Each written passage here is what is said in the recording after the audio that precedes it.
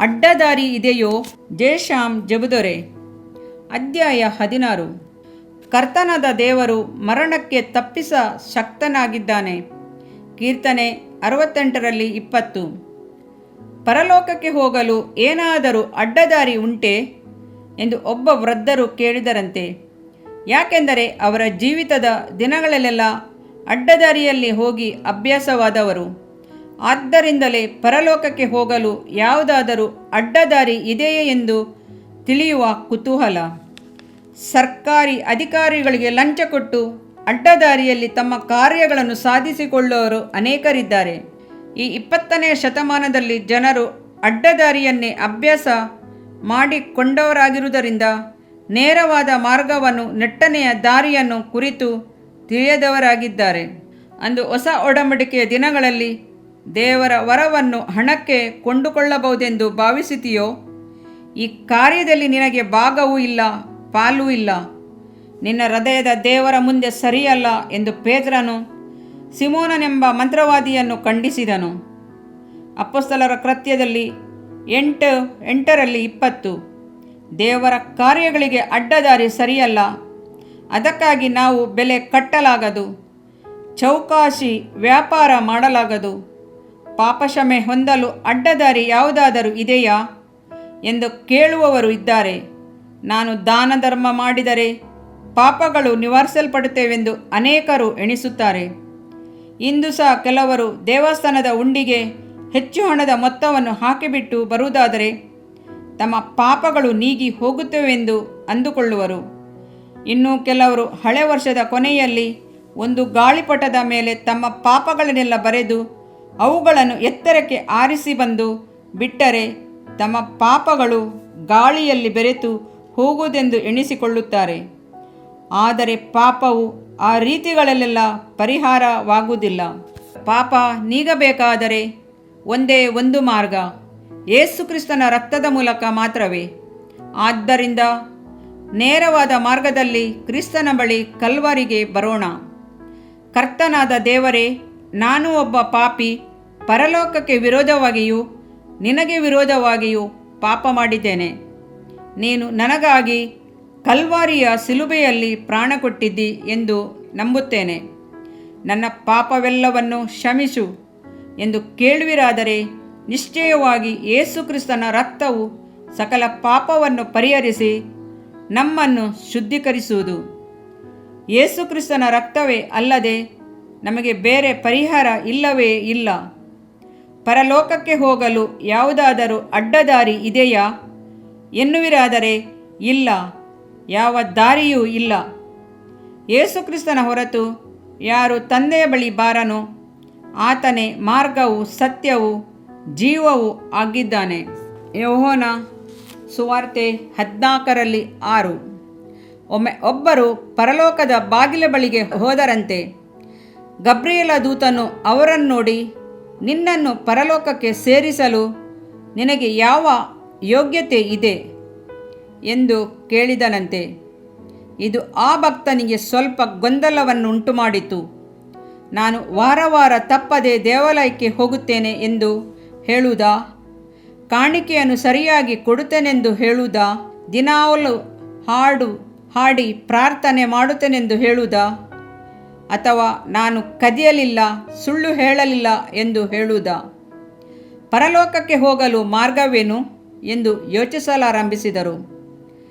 ಕೊನೆಯಲ್ಲಿ ಅವರು, ನನ್ನ ಕರ್ತನು ಕೃಪೆಯಿಂದ ತನ್ನ ರಕ್ತದ ಮೂಲಕ ನನ್ನನ್ನು ಮಗನನ್ನಾಗಿ ಅಂಗೀಕರಿಸಿಕೊಂಡಿದ್ದಾನೆ. ಆತನ ಕೃಪೆಯಿಂದಲೇ ನಾನು ಯೋಗ್ಯನಾಗಿದ್ದೇನೆ ಎಂದು ಹೇಳಿದರಂತೆ. ಆ ಕೂಡಲೇ ಪರಲೋಕದ ಬಾಗಿಲು ತೆರೆಯಲ್ಪಟ್ಟಿತು. ನಿಮಗೆ ನಿಜ ನಿಜವಾಗಿ ಹೇಳುತ್ತೇನೆ, ಯಾವನಾದರೂ ನನ್ನ ವಾಕ್ಯವನ್ನು ಕೈಕೊಂಡು ನಡೆದರೆ ಅವನು ಎಂದಿಗೂ ಸಾವನ್ನು ಕಾಣುವುದಿಲ್ಲ. ಯೋಹನ ಸುವಾರ್ತೆ 8:51. ಇದರಿಂದ ನಿನ್ನ ದೇಹಕ್ಕೆ ಆರೋಗ್ಯವು, ಎಲುಬುಗಳಿಗೆ ಸಾರವು ಉಂಟಾಗುವವು. ಜ್ಞಾನೋಕ್ತಿಗಳು 3ನೇ ಅಧ್ಯಾಯ 8ನೇ ವಾಕ್ಯ. ಪ್ರಿಯ ವೀಕ್ಷಕರೇ ಮತ್ತು ಕರ್ತನಲ್ಲಿ ಸಹೋದರ ಸಹೋದರಿಯರೇ, ನೀವು ನಮ್ಮ ಈ ಕಾರ್ಯಕ್ರಮವನ್ನ ವೀಕ್ಷಿಸಿದ್ದಕ್ಕಾಗಿ ದೇವರ ನಾಮದಲ್ಲಿ ನಿಮಗೆ ವಂದನೆಗಳು. ದೇವರ ವಾಕ್ಯವು ನಮ್ಮ ಎಲುಬಿಗೆ ಬಲವೂ ಸಾರವೂ ಆಗಿದೆ. ಎಂದು ಸತ್ಯವೇದವು ಹೇಳುವಂತೆ ಈ ಕಾರ್ಯಕ್ರಮವು ನಿಮಗೆ ಆಶೀರ್ವಾದಕರವಾಗಿದೆ ಎಂದು ನಂಬುತ್ತೇವೆ. ಪ್ರಿಯ ವೀಕ್ಷಕರೇ, ನಮ್ಮ ಈ ಸೇವೆಗಾಗಿ ಪ್ರಾರ್ಥಿಸಿರಿ ಮತ್ತು ಎಲ್ಲಾ ಕಾರ್ಯಕ್ರಮಗಳನ್ನ ಇತರರೊಂದಿಗೆ ಶೇರ್ ಮಾಡಿರಿ. ಅದೇ ರೀತಿಯಾಗಿ ನಮ್ಮ ಈ ಯೂಟ್ಯೂಬ್ ಚಾನೆಲ್ ಅನ್ನು ಸಬ್ಸ್ಕ್ರೈಬ್ ಮಾಡಿರಿ ಹಾಗೂ ಲೈಕ್ ಮಾಡಿ. ನಿಮ್ಮ ಅನಿಸಿಕೆಗಳನ್ನು ಕಮೆಂಟ್ ಬಾಕ್ಸ್ನಲ್ಲಿ ನಮಗೆ ತಿಳಿಯಪಡಿಸಿ. ನಮ್ಮ ಸಂಖ್ಯೆ 7022104605. ಈ ಸಂಖ್ಯೆಗೆ ಕರೆ ಮಾಡಿರಿ. ಒಬ್ಬ ಪಾಪಿಯ ಪ್ರಾರ್ಥನೆ. ಯೇಸುವನ್ನು ರಕ್ಷಕನಾಗಿ ಅಂಗೀಕರಿಸಲು ಮಾಡಬೇಕಾದ ಪ್ರಾರ್ಥನೆ. ಪ್ರಿಯ ಪರಲೋಕದ ತಂದೆಯೇ, ಯೇಸುವಿನ ಹೆಸರಿನಲ್ಲಿ ನಾನು ನಿನ್ನ ಬಳಿಗೆ ಬಂದಿದ್ದೇನೆ. ನನ್ನ ಬಳಿಗೆ ಬರುವವರನ್ನು ನಾನು ತಳ್ಳಿಬಿಡುವುದೇ ಇಲ್ಲ. ಯೋಹಾನ 6:37 ಎಂದು ನಿನ್ನ ವಾಕ್ಯ ಹೇಳುತ್ತದಲ್ಲ. ಆದ್ದರಿಂದ ನೀನು ನನ್ನನ್ನು ತಳ್ಳಿಬಿಡದೆ ನನ್ನನ್ನು ಸೇರಿಸಿಕೊಳ್ಳುವಿ ಎಂದು ನನಗೆ ಗೊತ್ತಿದೆ. ಆದ್ದರಿಂದ ನಾನು ನಿನಗೆ ಸ್ತೋತ್ರ ಮಾಡುತ್ತೇನೆ. ನೀನು ನಿನ್ನ ವಾಕ್ಯದಲ್ಲಿ ನೀನು ಯೇಸುವನ್ನೇ ಕರ್ತನೆಂದು ಬಾಯಿಂದ ಅರಿಕೆ ಮಾಡಿಕೊಂಡು ದೇವರು ಆತನನ್ನು ಸತ್ತವರೊಳಗಿಂದ ಎಬ್ಬಿಸಿದನೆಂದು ಹೃದಯದಿಂದ ನಂಬಿದರೆ ನಿನಗೆ ರಕ್ಷಣೆಯಾಗುವುದು ಎಂತಲೂ ಕರ್ತನ ನಾಮವನ್ನ ಹೇಳಿಕೊಳ್ಳುವವರೆಲ್ಲರಿಗೆ ರಕ್ಷಣೆಯಾಗುವುದೆಂತಲೂ ಬರೆದಿದೆ. ರೋಮ 10:9-13 ವಾಕ್ಯ. ಯೇಸು ಕ್ರಿಸ್ತನು ದೇವಕುಮಾರನೆಂದು ನನ್ನ ಹೃದಯದಲ್ಲಿ ನಂಬುತ್ತೇನೆ. ನನ್ನನ್ನು ನೀತಿವಂತನನ್ನಾಗಿ ಮಾಡುವುದಕ್ಕಾಗಿ ಆತನು ಸತ್ತವರೊಳಗಿಂದ ಎಬ್ಬಿಸಲ್ಪಟ್ಟನು ಎಂದು ನಂಬುತ್ತೇನೆ. ನಾನು ಆತನ ನಾಮವನ್ನ ಹೇಳಿಕೊಳ್ಳುತ್ತೇನೆ. ಯೇಸುವೇ, ನೀನೇ ಕರ್ತನು. ತಂದೆಯೇ, ನೀನು ನನ್ನನ್ನು ರಕ್ಷಿಸಿದಿ ಎಂದು ನಾನು ನಂಬುತ್ತೇನೆ. ನಿನ್ನ ವಾಕ್ಯವು ಹೇಳುತ್ತದೆ, ಮನುಷ್ಯನು ಹೃದಯದಿಂದ ನಂಬುವುದರ ಮೂಲಕ ನೀತಿಯು ದೊರಕುತ್ತದೆ, ಬಾಯಿಂದ ಅರಿಕೆ ಮಾಡುವುದರ ಮೂಲಕ ರಕ್ಷಣೆಯಾಗುತ್ತದೆ. ರೋಮ 10:10.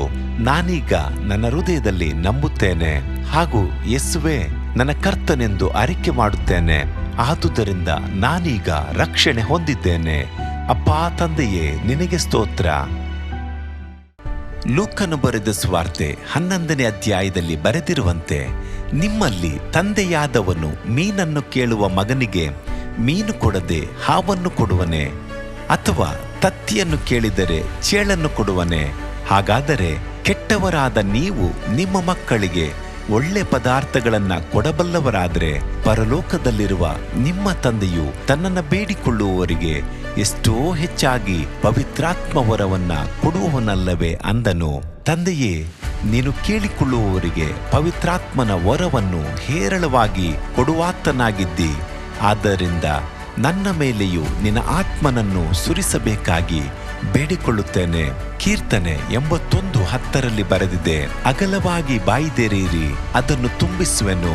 ಕರ್ತನೇ, ನನ್ನನ್ನು ಪವಿತ್ರಾತ್ಮನಿಂದ ತುಂಬಿದಂತ ನೀನು ನನ್ನನ್ನು ಅನ್ಯ ಭಾಷೆಯ ವರದಿಂದಲೂ ತುಂಬುವವನಾಗಿದ್ದಿ ಎಂದು ನಂಬುತ್ತೇನೆ. ಅದರಂತೆ ನಾನು ನನ್ನ ಬಾಯಿಯನ್ನು ತೆರೆದು ನಿನ್ನ ಸ್ತೋತ್ರ ಮಾಡುವಾಗ ಅನ್ಯ ಭಾಷೆಯ ಅಭಿಷೇಕದಿಂದ ನನ್ನನ್ನು ತುಂಬುವವನಾಗಿದ್ದಿ ಎಂದು ನಂಬುತ್ತೇನೆ. ಈಗ ನೀವು ನಿಮ್ಮ ಬಾಯಿಯನ್ನು ತೆರೆದು ಮಾತನಾಡುವಾಗ ಪವಿತ್ರಾತ್ಮನು ನಿಮ್ಮ ಬಾಯಿಯನ್ನು ತನ್ನ ಭಾಷೆಯಿಂದ ತುಂಬುವವನಾಗಿದ್ದಾನೆ. ಇದು ದೇವರ ಭಾಷೆಯಾಗಿದೆ. ಈ ಅಭಿಷೇಕವನ್ನ ಹೊಂದಿಕೊಳ್ಳಲು ನೀವು ನಿಮ್ಮ ಸ್ವರವನ್ನ ಉಪಯೋಗಿಸಬೇಕು. ಅದರಿಂದ ನೀವು ನಿಮ್ಮ ಬಾಯನ್ನು ತೆರೆದು ದೇವರಿಗೆ ಸ್ತೋತ್ರ ಮಾಡುವಾಗ ದೇವರು ನಿಮ್ಮನ್ನು ಅನ್ಯ ಭಾಷೆಯ ವರದಿಂದ ತುಂಬುವವನಾಗಿದ್ದಾನೆ. ಪ್ರಿಯರೇ, ಈಗ ನೀವು ಪವಿತ್ರಾತ್ಮನಿಂದ ತುಂಬಲ್ಪಟ್ಟ ಆತನ ಪ್ರಿಯ ಮಕ್ಕಳಾಗಿದ್ದೀರಿ. ದೇವರ ನಾಮಕ್ಕೆ ಸ್ತೋತ್ರವಾಗಲಿ.